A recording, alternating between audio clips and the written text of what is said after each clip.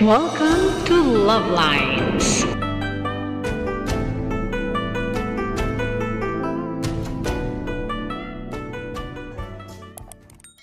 Good morning Philippines and hello world! Araw ng linggo kaya tara simba tayo. Nauna na si Love Lines Junior. Kasi yung payong na nabitbit ko mali. Sira ang nabitbit kong payong kaya kailangan kong bumalik. It's a sunny Sunday morning kasi kaya kailangan may payong. At baka umulan dahil medyo maulap-ulap yung kalangitan kaninang medyo maaga pa. Diba may konting ulap yung langit. Ay, yung cute!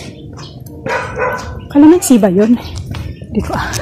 Yan, domingo up there. Nahabol ko. Nalagay ng may nakalagay ng barikada. 9 o'clock na kasi.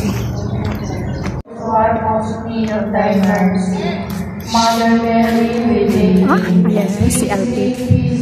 Our Father who art in heaven, hallowed be thy name. Thy kingdom come, thy will be done on earth as it is in heaven.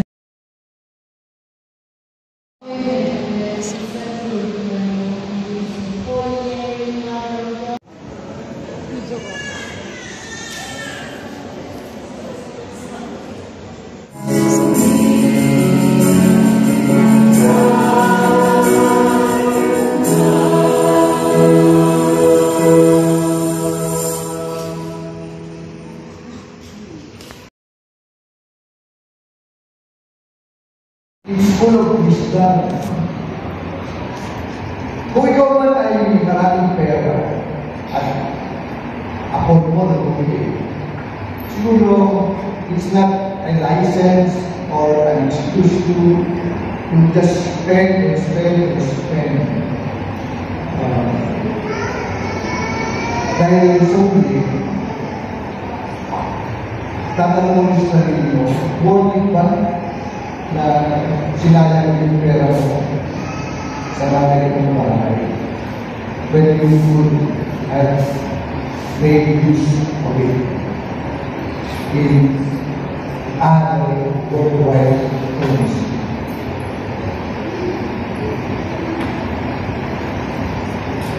Ngayon, katulad ng mga alaga sa kanilang pagpapayag paghahatid ng mensahe ng buong sa nanay ng Diyos. Kung paano naranasan ni Jesus na siya ay tanggihan, ayawan ng mga tao. Ganun din tayo sa paghibahin natin sa misyon ng paghahatid ng mabuting balita ng ating Panginoon. May mga sitwasyon na aayaw tayo, tatalikuran tayo, at magsasara tayo ng pinto.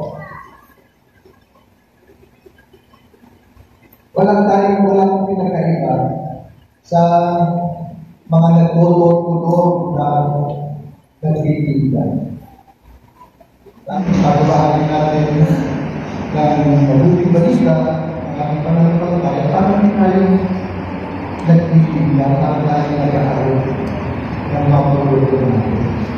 At may mga instances na merong outright tatakihan tayo, ayaw, hindi ko kailangan. O kaya, sasabihin ito sa pagkukumahan. Masakit yun. Pero, bakit pwede mangyari ito sa atin at bakit pinahihulutan ito ng Diyos na mangyari sa atin? Sabi mo sa, ito rin para to keep us grounded, to keep us humble. Kasi in moments of success, maaaring lumaki yung loob natin, lumaki yung ulo natin, hindi superior. At isipin natin, bigla ako, sikat ako. Superior ako sa iba. So, siguro, pinapa-experience natin ng Panginoon yung mga moments of rejection para to keep us grounded, to keep us humble. and to have that clear in our minds na hindi ikaw, hindi ako ang sinagkasta. Ang Diyos lang ang sinagkasta. Siya ang bida na pinigilala natin sa kanya. Hindi yung sarili. So let's travel na. Sipin ninyo. Kung yung mga collection ninyo ay talagang very attached kayo. Siguro maganda rin natin pag-isipis natin, pag-imagine natin. Ano ba yung needs and wants? And between the two, ano yung mas malaya? Needs or wants? Needs.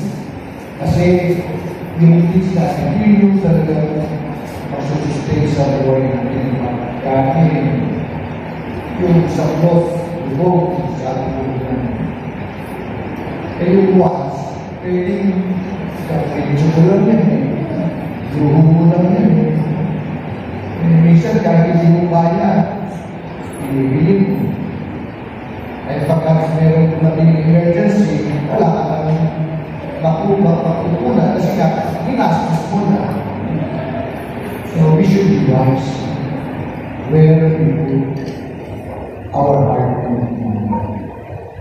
Sa wants, sa needs, kami nga, huwag kang mag-ibig. Lalo na pagkain ng mga anak mo, pag-aaral ng anak mo, gastusan mo. Puluho mo, mga magaling ako na lang sa eskwela ng puluho. Huwag makukulit pa rin.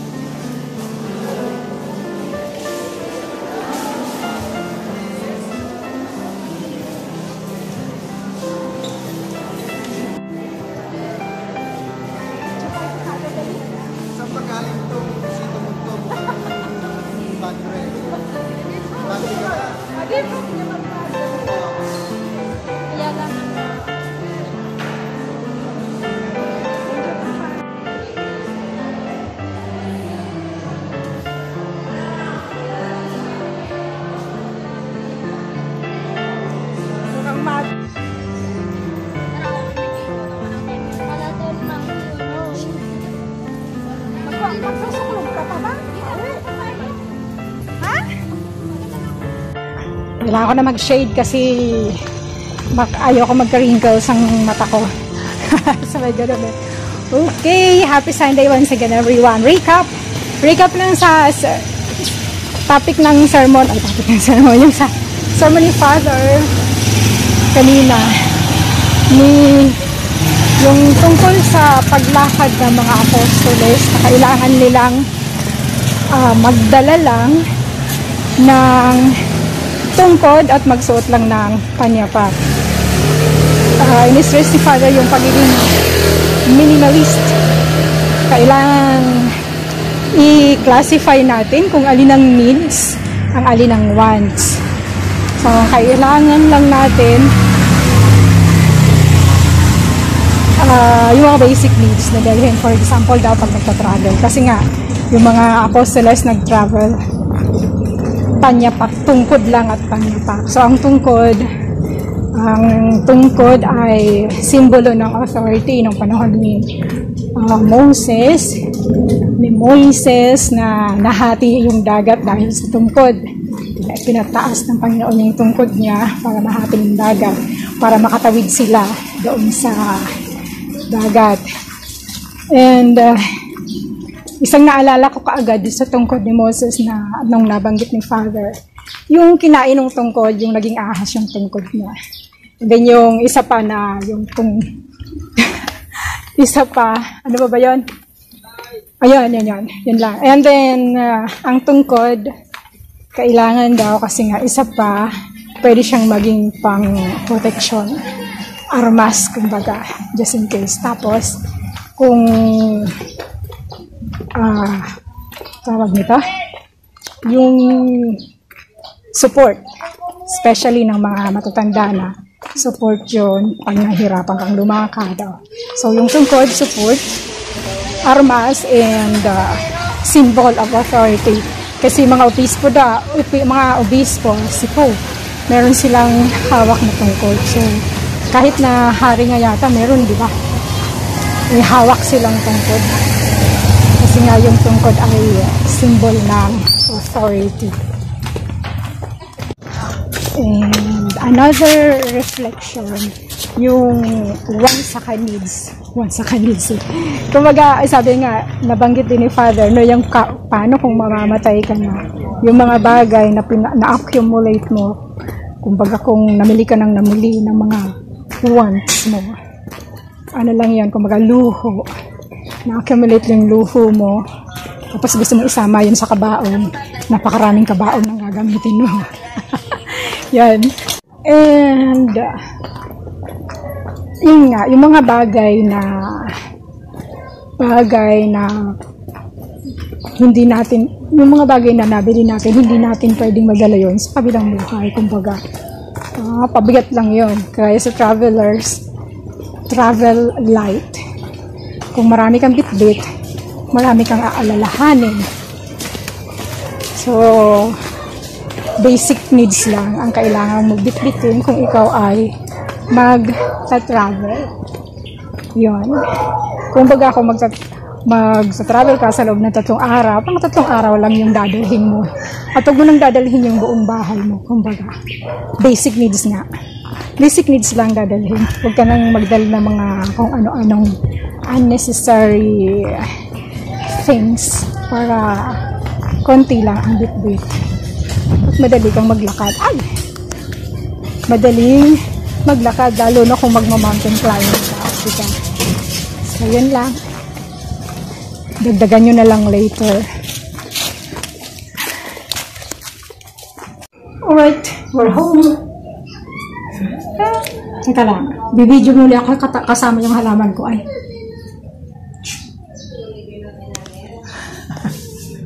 Ang gulo. Okay.